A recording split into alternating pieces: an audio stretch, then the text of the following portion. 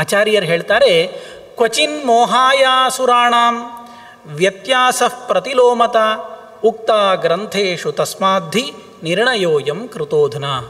ಯಾಕೆ ಈ ನಿರ್ಣಯ ಬೇಕು ಪುರಾಣಗಳನ್ನು ಅರ್ಥ ಮಾಡಿಕೊಳ್ಳಲಿಕ್ಕೆ? ಪುರಾಣದ ಭಾಷೆ ತುಂಬ ಸರಳ, ಸಾಮಾನ್ಯ ಸಂಸ್ಕೃತ ಬಂದವನಿಗೂ ಕೂಡ ಅರ್ಥ ಆಗ್ತದೆ. ಇಂತಹ ಪುರಾಣಗಳನ್ನು ಅರ್ಥ ಮಾಡಿಕೊಳ್ಳಲಿಕ್ಕೆ ಒಂದು ಗ್ರಂಥದ ಅಗತ್ಯ ಏನುಂಟು ಅಂತಂದರೆ ಅದಕ್ಕೆ ಆಚಾರ್ಯರು ಉತ್ತರ ಕೊಡ್ತಾರೆ. ಕ್ವಚಿನ್ ಮೋಹಾಯ ಅಸುರಾಣಾಂ ವ್ಯತ್ಯಾಸ ಪ್ರತಿಲೋಮತ ಉಕ್ತ ಗ್ರಂಥೇಶು ತಸ್ಮಾದ್ಧಿ ನಿರ್ಣಯೋಯಂ ಕೃತೋಧನ. ಕೆಲವೊಂದು ಬಾರಿ ನಮ್ಮನ್ನು ದಾರಿ ತಪ್ಪಿಸಲಿಕ್ಕೆ, ಹೋಗ್ತಾ ಇರುವಂತಹ ದಾರಿಯಲ್ಲಿ ನಮ್ಮನ್ನು ಸ್ವಲ್ಪ ಡೈವರ್ಟ್ ಮಾಡಲಿಕ್ಕೆ ಪುರಾಣಕಾರರು ಬೇರೆ ಬೇರೆ ರೀತಿಯಾದಂತಹ ಪ್ರಯೋಗಗಳನ್ನು ಮಾಡ್ತಾರೆ. ಓದುವ ಮುಂಚೆ ಇದನ್ನು ತಿಳ್ಕೊಳ್ಳಿ ಅಂತ ಅಂತಾರೆ ಆಚಾರ್ಯರು. ಯಾವುದು ಡೈವರ್ಷನ್ ಕೊಡ್ತಾರೆ? ವ್ಯತ್ಯಾಸ ಪ್ರತಿಲೋಮತ, ವ್ಯತ್ಯಾಸ ಪ್ರತಿಲೋಮ ಅನ್ನುವಂತಹ ಕೆಲವು ಪ್ರಯೋಗಗಳುಂಟು ಅಂತಂತಾರೆ. ಅದು ಯಾವುದು? ಅದನ್ನು ತೋರಿಸಿಕೊಟ್ಟವರೇ ಆಚಾರ್ಯರು, ಅದು ಮತ್ಯಾರು ಹೇಳಲಿಲ್ಲ. ಅಂದರೆ ಪುರಾಣ ಪ್ರಪಂಚಕ್ಕೆ ಹೋಗುವಾಗ ನಮಗೆ ಜಾಗ್ರತೆ ಕೊಡ್ತಾರೆ. ಭಾಷಾತ್ರಯಂ ಯೋಭಿಜಾನಾತಿ ರೀತೀನಾಂ ಶತಮೇವತು ಪುರಾಣಾರ್ಥಂ ವದನ್ಯಾತಿ ನರಕಂ ನಾತ್ರ ಸಂಶಯ. ನಿಮಗೆ ನರಕಕ್ಕೆ ಹೋಗಲಿಕ್ಕೆ ಹತ್ತಿರದ ದಾರಿ ಬೇಕೋ? ಏನು? ಪುರಾಣ ಹೇಳಲಿಕ್ಕೆ ಕೂತ್ಕೊಳ್ಳಿ ಅಂತ ಅಂತಾರೆ. ಯಾಕೆ? ಇದರಿಂದ ಬರುವ ಅನುಕೂಲಕ್ಕಿಂತ ಆಪತ್ತು ಜಾಸ್ತಿ. ಎಲ್ಲಿ ನಿನ್ನನ್ನು ಸ್ವಲ್ಪ ಮೈ ಮರೆತು ಬಿಡ್ತಿ ಅಲ್ಲಿ ಆಪತ್ತು ಬಂದು ಬಿಡ್ತದೆ. ಯಾಕೆ? ಒಂದು ಪುರಾಣ ಹೇಳುವ ಮುಂಚೆ ಭಾಷಾತ್ರಯಂ ಯೋಭಿಜಾನಾತಿ, ಅದರಲ್ಲಿ 3 ಭಾಷೆಗಳುಂಟು, ಅದನ್ನು ಅರ್ಥ ಮಾಡಿಕೊಳ್ಬೇಕು ಅಂತಾರೆ. ಸಮಾಧಿ ಭಾಷೆ, ದರ್ಶನ ಭಾಷೆ, ಗುಹ್ಯ ಭಾಷೆ. ಈ 3 ಭಾಷೆಗಳು, ಅದರ ವಿಶ್ಲೇಷಣೆ ಮತ್ತೆ ಪ್ರಯತ್ನ ಮಾಡುತ್ತೇನೆ. ಇದು 3 ಅಂತ ಹೇಳಿದರೆ 3 ಅಲ್ಲ, ಈ 3 ಮತ್ತೆ 3 ಆಗ್ತದೆ. ಸಮಾಧಿ ಭಾಷೆಯಲ್ಲಿ ಕೂಡ ಸಮಾಧಿ ಭಾಷೆ, ಸಮಾಧಿ ದರ್ಶನ ಭಾಷೆ, ಸಮಾಧಿ ಗುಹ್ಯ ಭಾಷೆ. ದರ್ಶನ ಭಾಷೆಯಲ್ಲಿಯೂ ದರ್ಶನ ಸಮಾಧಿ, ದರ್ಶನ ಗುಹ್ಯ, ಮತ್ತು ಗುಹ್ಯದಲ್ಲಿಯೂ ಗುಹ್ಯ ಸಮಾಧಿ, ಗುಹ್ಯ ದರ್ಶನ, ಗುಹ್ಯ ಅಂತ ಮತ್ತೆ ಅದು 9 ಆಗ್ತದೆ. ಈ 9 ಮತ್ತೆ 3 ಉಂಟು ಅದರಲ್ಲಿ ಕೂಡ. ಸಮಾಧಿ ಭಾಷೆ, ಸಮಾಧಿ ದರ್ಶನ ಭಾಷೆ, ಸಮಾಧಿ ಗುಹ್ಯ ಭಾಷೆ ಅಂತ ಹೀಗೆ 3 ಇದ್ದದ್ದು 9 ಆಗಿ 21 27 ಹೋಗುವಲ್ಲಿಯವರೆಗೆ ಅದು ನಿಲ್ತದೆ. ಇದಿಷ್ಟು ಭಾಷೆಗಳನ್ನು ಅರ್ಥ ಮಾಡಿಕೊಳ್ಬೇಕು. ಈ ಭಾಷೆಗಳು ಅರ್ಥ ಆಗದೆ ಹೋದಾಗ ಪುರಾಣಗಳು ವಾಸ್ತವಿಕವಾಗಿ ಏನು ಹೇಳಿದ್ದು ಅದು ನಮ್ಮ ಮನಸ್ಸಿಗೆ ಬರುವುದಿಲ್ಲ. ಭಾಷಾತ್ರಯಂ ಯೋಭಿಜಾನಾತಿ. ಇನ್ನು ರೀತೀನಾಂ ಶತಮೇವತು, 100 ರೀತಿಗಳುಂಟು ಪುರಾಣದಲ್ಲಿ ಅಂತ ಅಂತಾರೆ. ದೇವರ ದಯೆಯಿಂದ ಅದು ಏನು ಅಂತಲೇ ನಮ್ಗೆ ಗೊತ್ತಾಗೋದಿಲ್ಲ. ಬಹುಶಃ ಆಚಾರ್ಯರು ಅದರ ಬಗ್ಗೆ ಏನು ಬರೆಯುವುದಿಲ್ಲ, ಎಲ್ಲಿಯೂ 100 ರೀತಿಗಳು ಯಾವುದು ಅಂತ ಬರೆಯುವುದಿಲ್ಲ. ಬಹುಶಃ ಆಚಾರ್ಯ ಕಾಲದಲ್ಲಿ ಅದು ತುಂಬ ಪ್ರಸಿದ್ಧ ಆದದ್ದು ಆಗಿದ್ದಿರಬೇಕು, ಅದಕ್ಕೋಸ್ಕರ ಆಚಾರ್ಯರು ಬರೆದಿಡಲಿಲ್ಲ. ಆದರೆ ಇವತ್ತು ನಾವು ಅದನ್ನೆಲ್ಲ ಕಳ್ಕೊಂಡು ಬಿಟ್ಟಿದ್ದೇವೆ. 100 ರೀತಿಗಳು ಯಾವುದು ಅನ್ನುವಂಥದ್ದು ನಮಗೆ ಸಿಕ್ಕುವುದೇ ಇಲ್ಲ. ವ್ಯತ್ಯಾಸಾದಿ ಸಪ್ತವೇದಾನ್, ವ್ಯತ್ಯಾಸ ಮೊದಲಾದಂತಹ 7 ವ್ಯತ್ಯಾಸ ಪ್ರಾತಿಲೋಮ್ಯಂಚ ಗೋಮೂತ್ರೀ ಪ್ರಘಸಸ್ತಥ ಉಕ್ಷಣ ಸುಧುರ ಸಾಧು ಸಪ್ತಭೇದಾ ಪ್ರಕೀರ್ತಿತಾ. ಈ 7 ಭೇದಗಳುಂಟು. ಅದರಲ್ಲಿ ಈ 7ರಲ್ಲಿಯೂ ಕೂಡ ಗೋಮೂತ್ರಿ, ಪ್ರಘಸ, ಉಕ್ಷಣ, ಸುಧುರ, ಸಾಧು ಅನ್ನುವಂತಹ ಭೇದಗಳು ಒಂದು ಸ್ವಲ್ಪ ಕಷ್ಟಪಟ್ಟು ಅರ್ಥ ಮಾಡಿಕೊಳ್ಳಿಕ್ಕೆ ಬರ್ತದೆ. ಆದರೆ ಪ್ರಾರಂಭದಲ್ಲಿರುವಂತಹ 2 ಉಂಟಲ್ವ, ವ್ಯತ್ಯಾಸ ಮತ್ತು ಪ್ರತಿಲೋಮ ಅನ್ನುವಂತಹ 2 ಭಾಗಗಳನ್ನು ಅರ್ಥ ಮಾಡಿಸಿಕೊಳ್ಳಲಿಕ್ಕೆ ವೇದವ್ಯಾಸರು ನಮ್ಮನ್ನಿಷ್ಟು ಹೈರಾಣ ಮಾಡಿ ಹಾಕ್ತಾರೆ. ಯಾಕೆ ಅಂತಂದರೆ, ನಾನು ಆಗ ಹೇಳಿದ ಹಾಗೆ ಆ ಕಾಲದಲ್ಲಿ ಪುರಾಣಗಳ ಸ್ಥಾನ ಅತ್ಯಂತ ದೊಡ್ಡದಿತ್ತು. ಅದನ್ನು ಪಡೆದು ಅರ್ಥ ಮಾಡಿಕೊಂಡು ಅದರಲ್ಲಿ ಅವ ಯಶಸ್ವಿ ಆಗ್ತಾನೆ ಅನ್ನುವಂಥದ್ದು ಸಾಮಾಜಿಕವಾಗಿ ದೊಡ್ಡ ಉನ್ನತಿಯ ಸ್ಥಾನ.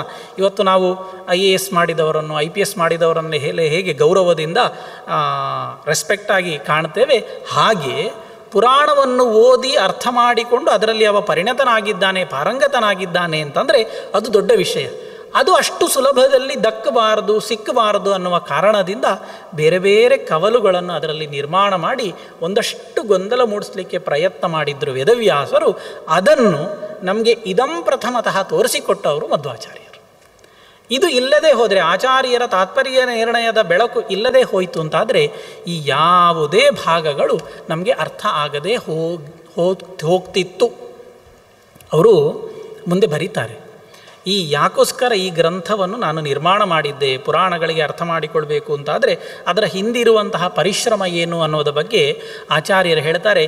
ಇತ್ಯಶೇಷ ಪುರಾಣೇಭ್ಯ ಪಂಚರಾತ್ರೇಭ್ಯ ಏವ ಚ ಭಾರತಾಚೈವ ವೇದೇಭ್ಯ ಮೂಲರಾಮಾಯಣಾದಪಿ ಪರಸ್ಪರ ವಿರೋಧಸ್ಯ ಹಾನಾನ್ ನಿರ್ಣೀಯ ತತ್ವತಃ ಯುಕ್ತ್ಯಾ ಬುದ್ಧಿಬಲಾಚೈವ ವಿಷ್ಣೋರೇವ ಪ್ರಸಾದತಃ ಬಹುಕಲ್ಪಾನುಸಾರೇಣ ಮಯೇಯಂ ಸತ್ಯತೋದಿತ. ನಾನು ಈ ಎಲ್ಲದಕ್ಕೂ ಒಟ್ಟಿಗೆ ದಾರಿ ತೋರಿಸುವಂತಹ ಏನು ಈ ಗ್ರಂಥವನ್ನು ಮಾಡ್ತಾ ಇದ್ದೇನೆ, ನಾನು ಸ್ವಂತ ಬುದ್ಧಿಯಿಂದ ನಾನಿದನ್ನು ಬರೆದದ್ದಲ್ಲ. ಇದು ಕೇವಲ ನನ್ನ ಸ್ವಂತ ಬುದ್ಧಿಯ, ನನ್ನ ಸ್ವಂತ ಜ್ಞಾನದ ತಿಳುವಳಿಕೆಯಲ್ಲಿ ಬಂದದ್ದಲ್ಲ ಅಂತ ಶ್ರೀಮದ್ ಆಚಾರ್ಯರು ಹೇಳ್ತಾರೆ. ಹೀಗೆ ಒಬ್ಬ ಸಂಶೋಧಕನಿಗೆ ಇರಬೇಕಾದಂತಹ ತಿಳುವಳಿಕೆ ಅದು ಆಚಾರ್ಯರ ಗ್ರಂಥಗಳಿಂದ ನಮಗೆ ಗೊತ್ತಾಗ್ತದೆ. ಅವರು ಹೇಳುವಂತಹ ಮಾತದು. ಇತ್ಯಶೇಷ ಪುರಾಣೇಭ್ಯ, ನಾನು ಈ ನಿರ್ಣಯವನ್ನು ಬರೀಲಿಕ್ಕೆ ಯಾವುದೋ ಒಂದು ಪುರಾಣ ನೋಡಿದ್ದಲ್ಲ, ಅಶೇಷ ಪುರಾಣ 18 ಅಂತ ನಿಮ್ಮಲ್ಲಿ ಇರುವಂಥದ್ದು. ಈ 18 ಅಲ್ಲದೆ ಇನ್ನು ಇರುವಂತಹ ಉಪಪುರಾಣಗಳು ಎಲ್ಲವನ್ನು ನಾನು ನೋಡಿದ್ದೇನೆ. ಇತ್ಯಶೇಷ ಪುರಾಣೇಭ್ಯ ಪಂಚರಾತ್ರೇಭ್ಯ ಏವ ಚ, ಪಂಚರಾತ್ರ ಆಗಮಗಳು ಇವತ್ತು ಪ್ರಸಿದ್ಧವಾಗಿ ಪಂಚರಾತ್ರದಲ್ಲಿ 108 ಸಂಹಿತೆಗಳುಂಟು. ಇವತ್ತು ಅದಕ್ಕಿಂತಲೂ ಹೆಚ್ಚು ಉಪಲಬ್ಧ ಉಂಟು. ನೂರಾರು ಗ್ರಂಥ, ಸಾವಿರಾರು ಶ್ಲೋಕಗಳಿರುವಂತಹ ಪಂಚರಾತ್ರ ಸಂಹಿತೆಗಳುಂಟು. ಇತ್ಯಶೇಷ ಪುರಾಣೇಭ್ಯ ಪಂಚರಾತ್ರೇಭ್ಯ ಏವ ಚ ಭಾರತಾಚೈವ ವೇದೇಭ್ಯ, ಮಹಾಭಾರತ, ಅದರ ಜೊತೆಯಲ್ಲಿ ಸಮಗ್ರ ವೇದಗಳು, ಷಡಂಗ ಸಹಿತವಾದಂತಹ ವೇದಗಳು, ಮೂಲ ರಾಮಾಯಣಾದಪಿ, ಇವತ್ತು ನಾವು ವಾಲ್ಮೀಕಿ ರಾಮಾಯಣ ಪ್ರಸಿದ್ಧ. ಆಚಾರ್ಯರು ಹೇಳ್ತಾರೆ ಅನೇಕ ಕಡೆಗಳಲ್ಲಿ ಮಹಾರಾಮಾಯಣ, ಮೂಲ ರಾಮಾಯಣ ಅಂತ ನಮ್ಗೆ ಗೊತ್ತಿಲ್ಲ. ಆಚಾರ್ಯಕರ ಕಾಲದಲ್ಲಿ ಯಾವ ಗ್ರಂಥಗಳಿತ್ತು ಅವರು ಹೇಳುವಂತಹ ಅನೇಕ ಗ್ರಂಥಗಳ ಹೆಸರು ಇವತ್ತು ನಾವು ಆ ಗ್ರಂಥಗಳನ್ನೆಲ್ಲ ಕಳೆದುಕೊಂಡು ಬಿಟ್ಟಿದ್ದೇವೆ. ಮೂಲ ರಾಮಾಯಣಾದಪಿ ಇದೆಲ್ಲವನ್ನು ನಾನು ನನ್ನ ಕಣ್ಣ ಮುಂದೆ ಇಟ್ಟು ನೋಡಿ ಬರಿತಾ ಇದ್ದೇನೆ. ಪರಸ್ಪರ ವಿರೋಧಸ್ಯ ಹಾನಾನ್ ನಿರ್ಣೀಯ ತತ್ವತಃ ಯುಕ್ತ್ಯ ಬುದ್ಧಿಬಲಾಚೈವ ವಿಷ್ಣೋರೇವ ಪ್ರಸಾದತಃ. ಇದೆಲ್ಲವನ್ನು ನನ್ನ ಮುಂದೆ ಇಟ್ಟಿದ್ದೇನೆ, ನನ್ನ ಮನಸ್ಸಿನಲ್ಲಿ ಅದೆಲ್ಲ ಉಂಟು. ಪರಸ್ಪರ ವಿರೋಧಸ್ಯ ಹಾನಾನ್ ನಿರ್ಣೀಯ, ಒಂದರಲ್ಲಿ ಒಂದು ರೀತಿ ಹೇಳ್ತಾರೆ, ಇನ್ನೊಂದು ಗ್ರಂಥದಲ್ಲಿ ತದ್ವಿರುದ್ಧವಾದಂಥದ್ದುಂಟು, ಮುಂದೆ ತೋರಿಸಿಕೊಡ್ತೇನೆ. ತದ್ವಿರುದ್ಧವಾಗಿ ಹೇಳಿಬಿಡ್ತಾರೆ. ಒಂದರಲ್ಲಿ ಹೇಳಿದ್ದು ಇನ್ನೊಂದಲ್ಲಿ ಇರುವುದೇ ಇಲ್ಲ. ಇಂತಹ ಎಲ್ಲ ಪರಸ್ಪರ ವಿರೋಧಸ್ಯ ಹಾನಾನ್ ನಿರ್ಣೀಯ ತತ್ವತಃ, ಅದನ್ನೆಲ್ಲ ಎಲ್ಲ ಗ್ರಂಥಗಳಿಗೂ ಏಕಸೂತ್ರತೆಯನ್ನು ಕೊಡುವ ನಿಟ್ಟಿನಲ್ಲಿ ನಾನಿದನ್ನು ಕೆಲಸ ಮಾಡಿದ್ದೇನೆ. ಅದು ಹೇಗೆ ಮಾಡಿದ್ದೀರಿ ಕೇಳಿದರೆ, ಯುಕ್ತಿಯ. ಅದು ಒಂದು ಗ್ರಂಥ ನೋಡಿದಾಗ ನಿನ್ನ ಬುದ್ಧಿ ಕೆಲಸ ಮಾಡುವುದಿಲ್ಲ. 10 ಗ್ರಂಥವನ್ನು ಓದಿ ಅದನ್ನು ನೆನಪಿನಲ್ಲಿಟ್ಟುಕೊಂಡು ಪೂರ್ವಾಪರ ವಿಚಾರಗಳನ್ನು ವಿಮರ್ಶೆ ಮಾಡಿದಾಗ ನಿನ್ನಲ್ಲೊಂದು ಹೊಸ ಯುಕ್ತಿ ಹುಟ್ಟಿಕೊಳ್ಳುತ್ತದೆ. ಆ ಯುಕ್ತಿಯಿಂದಾಗಿ ನಾನು ತೀರ್ಮಾನ ಮಾಡಿದ್ದೇನೆ. ಯುಕ್ತಿ, ಆ ಯುಕ್ತಿ ಹೇಗೆ ಬಂತು? ಬುದ್ಧಿಬಲಾತ್. ಇಷ್ಟೆಲ್ಲ ಗ್ರಂಥಗಳನ್ನು ಅಧ್ಯಯನ ಮಾಡಿದ್ದರಿಂದ ಅಂತಹ ಒಂದು ಸಾಮರ್ಥ್ಯ ಬಂತು. ಅಲ್ಲ ಆಚಾರ್ಯರೇ, ನಿಮಗೆ ಈ ಸಾಮರ್ಥ್ಯ ಹೇಗೆ ಬಂತು ಅಂತ ನಾವು ಕೇಳಿದರೆ, ವಿಷ್ಣೋರೇವ ಪ್ರಸಾದತಃ, ಅದು ಭಗವಂತ ಅನುಗ್ರಹ ಮಾಡಿ ಕಳಿಸಿದ್ದಾನೆ, ನನಗೆ ಮಾಡಬೇಕು ಅಂತ ಹೇಳಿದ್ದಾನೆ.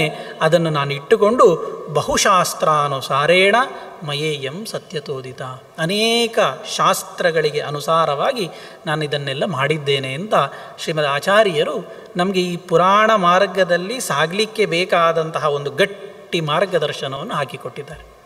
ಇನ್ನೊಂದು ಕಡೆಯಲ್ಲಿ ಮತ್ತೆ ಹೇಳ್ತಾರೆ, ಈ ಕಲಿಯುಗದಲ್ಲಾಗುವಾಗ ಎಲ್ಲ ಗ್ರಂಥಗಳು ಈಗ ಸುಮಾರು 4-5 ವರ್ಷ ಆಗುವುದಷ್ಟೇ, ಇದರಲ್ಲೆಲ್ಲ ಗ್ರಂಥಗಳು ಲುಪ್ತಪ್ರಾಯವಾದಾಗ, ನಷ್ಟ ಆದಾಗ, ತಮ್ಮ ಸ್ಥಿತಿಯನ್ನು ಕಳ್ಕೊಂಡಾಗ ಆಗ ಭಗವಂತ ಆಚಾರ್ಯರಿಗೆ ಅಪ್ಪಣೆ ಕೊಟ್ಟಂತೆ ಇದನ್ನೆಲ್ಲ ಸರಿ ಮಾಡಬೇಕು ಅಂತ, ಅದಕ್ಕೋಸ್ಕರ ನಾನು ಇದನ್ನೆಲ್ಲ ಸರಿ ಮಾಡಿದೆ ಅಂತ ಒಂದು ಕಡೆಯಲ್ಲಿ ಹೇಳ್ತಾರೆ.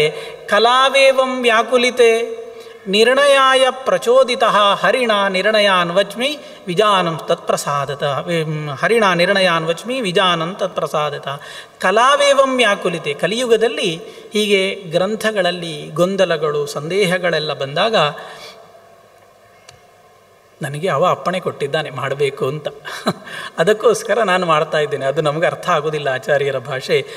ಪ್ರಚೋದಿತ ಹರಿಣ, ಹರಿಯಿಂದ ಪ್ರಚೋದನೆಗೆ ಒಳಗಾಗಿ ನಿರ್ಣಯಾನ್ ವಚ್ಮಿ, ಈ ಎಲ್ಲ ನಿರ್ಣಯವನ್ನು, ತೀರ್ಮಾನವನ್ನು ನಾನು ಕೊಡ್ತೇನೆ.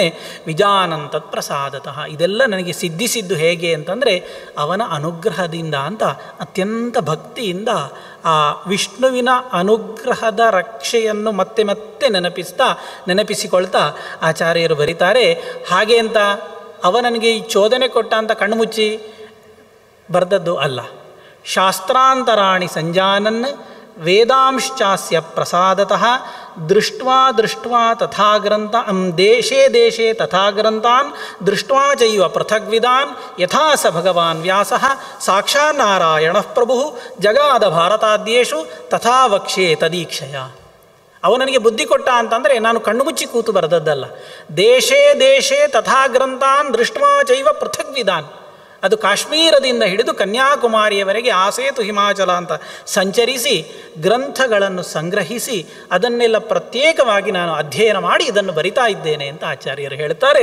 ಇದು ಒಬ್ಬ ಸಂಶೋಧಕನಿಗೆ ಬೇಕಾದಂತಹ ದೊಡ್ಡ ಮಾರ್ಗದರ್ಶನ. ನಮ್ಮಿಂದ ಮಾಡಲಿಕ್ಕಾಗ್ತದೋ ಗೊತ್ತಿಲ್ಲ, ಪ್ರಾಮಾಣಿಕವಾಗಿ ಹೇಳಬೇಕು ಅಂತಾದರೆ ಆಗುವುದಿಲ್ಲ. ಆದರೆ ಒಬ್ಬ ಸಂಶೋಧಕನಿಗೆ ಇರಬೇಕಾದಂತಹ ಆ ನಿಷ್ಠುರತೆ, ತಾನು ಸಂಶೋಧನೆ ಮಾಡುವಂತಹ ಗ್ರಂಥಗಳನ್ನು ಹೇಗೆ ತಿಳ್ಕೊಳ್ಬೇಕು, ಇದು ಆಚಾರ್ಯರ ಮಾತಿನಿಂದ ಸಿದ್ಧ ಆಗ್ತದೆ. ಯಾಕೆ ಈ ಮಾತಿಗೆ ಇಷ್ಟು ಬೆಲೆ ಉಂಟು ಅಂತಂದರೆ, ಇವತ್ತು ಕಷ್ಟ ಇಲ್ಲ. ಎದುರಿಗೊಂದು ಕಂಪ್ಯೂಟರ್ ಇಟ್ಟುಕೊಂಡು ಇಂಟರ್ನೆಟ್ ಕನೆಕ್ಷನ್ ಹಾಕಿ ನೀವು ಯಾವ ಗ್ರಂಥವನ್ನು ಟೈಪ್ ಮಾಡಿದ್ರೂ ಕೂಡ ಆ ಗ್ರಂಥ ನಿಮ್ಮ ಸ್ಕ್ರೀನಿನಲ್ಲಿ ಬಂದು ಬಿಡ್ತದೆ, ನಿಮಗೆ ನೋಡಲಿಕ್ಕಾಗ್ತದೆ. ಯಾವುದೋ ದೂರದ ಲೈಬ್ರರಿಯಲ್ಲಿದ್ದ ಗ್ರಂಥವು ನಿಮ್ಮ ಕೈಗೆ ಬರ್ತದೆ. ಅದು ಝೂಮ್ ಮಾಡಿಯೋ ಅಥವಾ ಇನ್ನು ಹೇಗೋ ಪ್ರಿಂಟ್ ತೆಗೆದು ಹೇಗೆ ಬೇಕಾದರೆ ನಿಮ್ಗೆ ಅಧ್ಯಯನ ಮಾಡಲಿಕ್ಕೆ ಬರ್ತದೆ. ಇದು ಇತ್ತೀಚಿಗಿನ ಬೆಳವಣಿಗೆ. ಸುಮಾರು ಒಂದು 50 ವರ್ಷ ಹಿಂದೆ ಹೋದರೆ ಇದು ಯಾವುದೂ ಇರಲಿಲ್ಲ. 100 ವರ್ಷ ಹಿಂದೆ ಹೋದರೆ ಕೇಳೋದೇ ಬೇಡ. ಅಂಥದ್ರಲ್ಲಿ 700-800 ವರ್ಷಗಳ ಹಿಂದೆ ಒಂದು ಗ್ರಂಥದ ಅಧ್ಯಯನ ಮಾಡುವುದು ಅಂತಂದರೆ ಕೇವಲ ತಾಳೆಗರಿಯಲ್ಲದೆ ಬೇರೆ ವ್ಯವಸ್ಥೆ ಇಲ್ಲವೇ ಇಲ್ಲ ಅನ್ನುವಂತಹ ಪರಿಸ್ಥಿತಿ. ಅದರಲ್ಲಿ ಯಾವುದೋ ಒಂದು ಕಡೆ ಇದ್ದರೆ ಅಲ್ಲಿಗೆ ಹೋಗಿ ನೋಡಬೇಕಲ್ಲದೆ ಆ ಗ್ರಂಥವನ್ನು ಇಲ್ಲಿಗೆ ತರಿಸಿಕೊಳ್ಳಿಕ್ಕೆ ವ್ಯವಸ್ಥೆ ಇಲ್ಲ. ಇದ್ದ ಗ್ರಂಥ ನಮಗೆ ಬೇಕು ಅಂತಾದರೆ ಬರೆಯುವುದನ್ನು ಬಿಟ್ಟರೆ ಸ್ಮೃತಿಯಲ್ಲಿ ಇಟ್ಟುಕೊಳ್ಬೇಕು, 2 ಬಿಟ್ಟರೆ 3ನೇ ದಾರಿ ಇಲ್ಲ. ಇಂತಹ ಪರಿಸ್ಥಿತಿಯಲ್ಲಿ ಕಾಶ್ಮೀರದಿಂದ ಕನ್ಯಾಕುಮಾರಿಯವರೆಗೆ ಓಡಾಡಿ ಈ ದೇಶದಲ್ಲಿದ್ದಂತಹ ಎಲ್ಲ ಗ್ರಂಥಗಳನ್ನು ನೋಡಿ ನಾನು ಬರಿತಾ ಇದ್ದೇನೆ ಅಂತಂದರೆ ಆ ಆಚಾರ್ಯರಲ್ಲಿ ಇದ್ದಂತಹ ವೇದವ್ಯಾಸರ ಬಗೆಗಿನ ಭಕ್ತಿ ಎಷ್ಟು ಅಂತ ನೋಡಿ. ಇವತ್ತು ಮಹಾಭಾರತ ಒಂದು ಗ್ರಂಥವನ್ನು ತಗೊಂಡ್ರೆ ನಾವು ಇಡೀ ದೇಶಕ್ಕೆ ಹೋಗೋದು ಬೇಡ. ಖಾಲಿ ದಕ್ಷಿಣ ಭಾರತದಲ್ಲಿ ದಕ್ಷಿಣದ ಪಾಠಗಳನ್ನು ನೋಡಿದರೂ ಕೂಡ 10 ಪಾಠ ಸಿಗ್ತದೆ. ಒಂದರಲ್ಲುಂಟು, ಒಂದರಲ್ಲಿಲ್ಲ, ಒಂದರಲ್ಲಿ ಹಾಗುಂಟು, ಒಂದರಲ್ಲಿ ಹೀಗುಂಟು. ಇನ್ನು ಉತ್ತರ ಭಾರತದ ಪಾಠ ನೋಡಿದರೆ ಅದು ಕಂಪ್ಲೀಟ್ ಬೇರೆಯೇ ಪಾಠಗಳು. ಹೀಗೆ ದಕ್ಷಿಣ ಭಾರತದ ಉತ್ತರ ಭಾರತದ ಪಾಠ ಕೇವಲ ಮಹಾಭಾರತಕ್ಕೆ ಸಂಬಂಧಪಟ್ಟ ಹಾಗೆ ಸಾಕಷ್ಟು ವ್ಯತ್ಯಾಸಗಳುಂಟು. ಈ ಒಂದು ಗ್ರಂಥದಲ್ಲಿ, ಒಂದು ಗ್ರಂಥ ಅಂತಂದರೆ ಒಂದು ಮಹಾಭಾರತಕ್ಕೆ ಸಂಬಂಧಪಟ್ಟಂತಹ ಒಂದು ವಸ್ತು, ಅದಕ್ಕೆ ಸಂಬಂಧಪಟ್ಟಂತಹ 25 ಗ್ರಂಥಗಳು, ಅದರಲ್ಲಿರುವಂತಹ 25 ರೀತಿಯ ನಿರೂಪಣೆಗಳು, 25 ರೀತಿಯ ಗೊಂದಲಗಳು, ಇದನ್ನೆಲ್ಲ ಸರಿ ಮಾಡುವ ಜೊತೆಯಲ್ಲಿ ಮಹಾಭಾರತದಂತಹ ಅನೇಕಾನೇಕ ಗ್ರಂಥಗಳನ್ನು ನೋಡಿ, ಪುರಾಣ, ರಾಮಾಯಣ, ಈ ವೇದಾದಿ ಗ್ರಂಥಗಳನ್ನೆಲ್ಲ ನೋಡಿ ನಾನು ಬರಿತಾ ಇದ್ದೇನೆ ಅಂತ ಹೇಳ್ತಾರಲ್ಲ ಆಚಾರ್ಯ. ಶಾಸ್ತ್ರಾಂತರಾಣಿ ಸಂಜಾನನ್, ಕೇವಲ ಈ ಶಾಸ್ತ್ರ ಮಾತ್ರ ಅಲ್ಲ, ಬೇರೆ ಶಾಸ್ತ್ರಗಳನ್ನು ಕೂಡ ನೋಡಿದ್ದೇನೆ. ವೇದಾಂಶ್ಚಾಸ್ಯ ಪ್ರಸಾದತಃ, ಅನೇಕ ವೇದಗಳನ್ನು ನೋಡಿದ್ದೇನೆ. ದೇಶೇ ದೇಶೇ ತಥಾ ಗ್ರಂಥಾನ್ ದೃಷ್ಟ್ವಾ ಚೈವ ಪೃಥಗ್ವಿದಾನ್ ಎಲ್ಲ ಹೇಳಿದರು. ನನ್ನ ತಲೆಯಲ್ಲಿದ್ದದ್ದು ಏನು ಅಂತಂದರೆ, ಯಥಾ ಸ ಭಗವಾನ್ ವ್ಯಾಸಃ ಸಾಕ್ಷಾನ್ ನಾರಾಯಣ ಪ್ರಭು, ಹೇಗೆ ಪರಮ ಪುರುಷ ಭಗವಂತ ಆ ವೇದವ್ಯಾಸ ರೂಪದಲ್ಲಿ ಅವತಾರ ಮಾಡಿ ಬಂದಿದ್ದಾನೆ, ಅವನ ಅನುಗ್ರಹ ಮರಿಲಿಕ್ಕೆ ಸಾಧ್ಯ ಇಲ್ಲ. ಯಥಾ ಸ ಭಗವಾನ್ ವ್ಯಾಸಃ ಕೋಹ್ಯನ್ಯ ಪುಂಡರೀಕಾಕ್ಷಾತ್ ಮಹಾಭಾರತ ಕೃದ್ಭವೇತ್ ಅಂತ ಹೇಳಿದಾಗೆ ಸಾಕ್ಷಾತ್ ನಾರಾಯಣ ಪ್ರಭು, ಆ ಸಾಕ್ಷಾತ್ತಾಗಿ ಭಗವಂತ ವ್ಯಾಸಾವತಾರದಿಂದ ಬಂದು ಜಗಾದ ಭಾರತಾದ್ಯೇಷು ತದಾ ವಕ್ಷ್ಯೇ ತದೀಕ್ಷಯ, ಹೇಗೆ ಮಹಾಭಾರತಾದಿ ಗ್ರಂಥಗಳಲ್ಲಿ ಹೇಳಿದ್ದಾನೆ ಅದಕ್ಕೆ ಸರಿಯಾದಂತಹ ರೀತಿಯಲ್ಲಿ ನಾನಿದನ್ನು ಹೇಳ್ತೇನೆ. ಸಂಕ್ಷೇಪಾತ್ ಸರ್ವಶಾಸ್ತ್ರಾರ್ಥಂ ಭಾರತಾರ್ಥಾನುಸಾರತಃ, ಎಲ್ಲ ಗ್ರಂಥಗಳ ಜಿಸ್ಟ್ ಸಾರಾಂಶವನ್ನು ನಾನು ನಿಮ್ಗೆ ಕೊಡ್ತೇನೆ. ಇದು ಹೇಗಿರ್ತದೆ ಅಂತ ಕೇಳಿದರೆ, ಭಾರತಾರ್ಥಾನುಸಾರತಃ, ಮಹಾಭಾರತದಲ್ಲಿ ವೇದವ್ಯಾಸರು ಹೇಳಿರುವಂಥದ್ದ ಅರ್ಥಕ್ಕೆ ಸರಿಯಾಗಿ ಈ ಎಲ್ಲ ಅರ್ಥಗಳನ್ನು ನಾನು ನಿಮಗೆ ಕಟ್ಟಿಕೊಡ್ತೇನೆ ಅಂತ ವೇದವ್ಯಾಸರು ಹೇಳಿದ್ದು. ಅದು ತಾತ್ಪರ್ಯ ನಿರ್ಣಯದ ಮಾತಾದರೂ ಕೂಡ ಎಲ್ಲ ಪುರಾಣ ವೈದಿಕ ಸಾಹಿತ್ಯ ಮಾರ್ಗದಲ್ಲಿ ಸಾಗುವಂತಹ ಎಲ್ಲರಿಗೂ, ಕೇವಲ ಮಾಧ್ವರಿಗಲ್ಲ, ಕೇವಲ ಶಿವಳ್ಳಿಯವರಿಗೆಲ್ಲ, ಉಡುಪಿಯವರಿಗೆಲ್ಲ, ಎಲ್ಲ ವ್ಯಕ್ತಿಗಳಿಗೂ ಕೂಡ ಈ ಮಾತು ಅನ್ನುವಂಥದ್ದು ಕಣ್ಣ ಮುಂದೆ ಇರಬೇಕು. ಸಂಶೋಧಕ ಅಂತಾದರೆ ಅದಷ್ಟೂ ನಮ್ಮಿಂದ ಮಾಡಲಿಕ್ಕಾಗ್ತದೋ ಗೊತ್ತಿಲ್ಲ. ಅಷ್ಟು ಮಾಡುವಷ್ಟು ಯೋಗ್ಯತೆ ಭಗವಂತ ಕೊಟ್ಟಿದ್ದಾನೋ ಗೊತ್ತಿಲ್ಲ, ನನಗೆ ಸಿಕ್ಕಿದೆ ಹೇಳ್ತಾರೆ ಆಚಾರ್ಯರು, ವಿಷ್ಣುವಿನ ಪ್ರಸಾದದಿಂದ ನನಗೆ ಸಿಕ್ಕಿದೆ. ಆದರೆ ಈ ಪ್ರಜ್ಞೆ ನಮ್ಮಲ್ಲಿ ಜಾಗೃತ ಇಲ್ಲದೆ ಹೋಯಿತು ಅಂತಾದರೆ ಪುರಾಣಾರ್ಥಂ ವದನ್ಯಾತಿ ನರಕಂ ನಾತ್ರ ಸಂಶಯ. ನಮಗೆ ಪುರಾಣ ಹೇಳಲಿಕ್ಕೆ ಹೊರಟಿತ್ತು ಅಂತಾದರೆ ಪುರಾಣ ಹೇಳಿ ಮೋಕ್ಷ ಅಲ್ಲ, ನರಕಕ್ಕೊಂದು ಹೆಜ್ಜೆ ಹೋದಾಗ ಆಗ್ತದೆ ಅನ್ನುವಂತಹ ಎಚ್ಚರಿಕೆಯನ್ನು ಆಚಾರ್ಯ ಮಧ್ವರು ನಮ್ಮ ಮುಂದೆ ತೆರೆದಿಟ್ಟಿದ್ದಾರೆ. ಹಾಗಾಗಿ ಈ ಎಲ್ಲ ಮಾತುಗಳ ಸ್ಮರಣೆಯ ಜೊತೆಯಲ್ಲಿ ನಾವು ಇದು ಯಾಕೆ ಈ ಮಾತುಗಳಿಗೆ ಇಷ್ಟು ಪ್ರಾಶಸ್ತ್ಯ ಅಂತಂದರೆ ಅದು ವರಾಹ ಪುರಾಣದಲ್ಲಿಯೂ ಕೂಡ ಅಂತಹ ಗೊಂದಲಗಳು ನಿರ್ಮಾಣ ಆಗಿ ಬಿಡ್ತದೆ.